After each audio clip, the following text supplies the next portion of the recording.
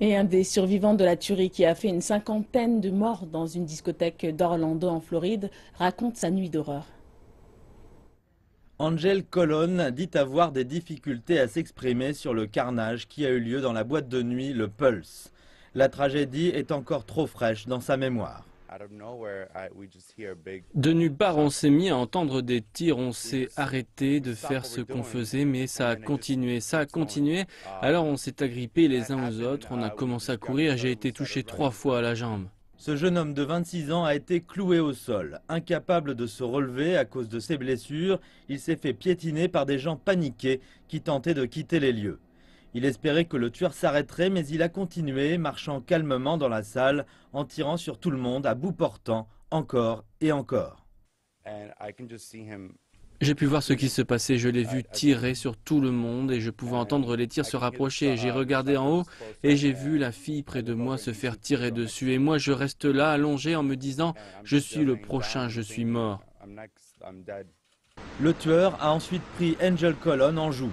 Je suis là allongé et je me dis « Je suis le prochain, je suis mort ». Et là je ne sais pas pourquoi, mais pour l'amour de Dieu, il tire en direction de ma tête, mais il ne touche que ma main. Et il tire encore, mais cette fois dans la hanche. La police est ensuite arrivée sur les lieux. Un officier est venu chercher Angel Colon et l'a traîné jusque dans un endroit sûr.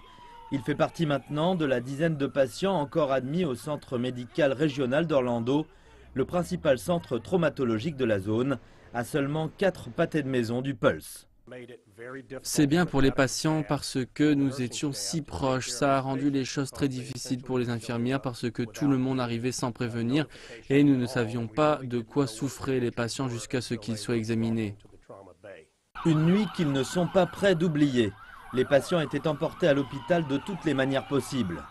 Dans un centre de trauma de niveau 1 comme celui-ci, nous sommes habitués à recevoir des blessures par balle. Nous sommes habitués à voir une multitude de blessures chaque jour et chaque nuit, mais là, c'était une expérience irréelle. Il y avait plusieurs blessures différentes, on peut dire qu'on avait du gros et du petit calibre, on pouvait dire à quelle distance il se trouvait en fonction du nombre de blessures. Le pistolet a causé les blessures de petit calibre, l'arme automatique a fait des dégâts incommensurables. Malgré les efforts du personnel médical, 9 blessés sont morts à l'hôpital.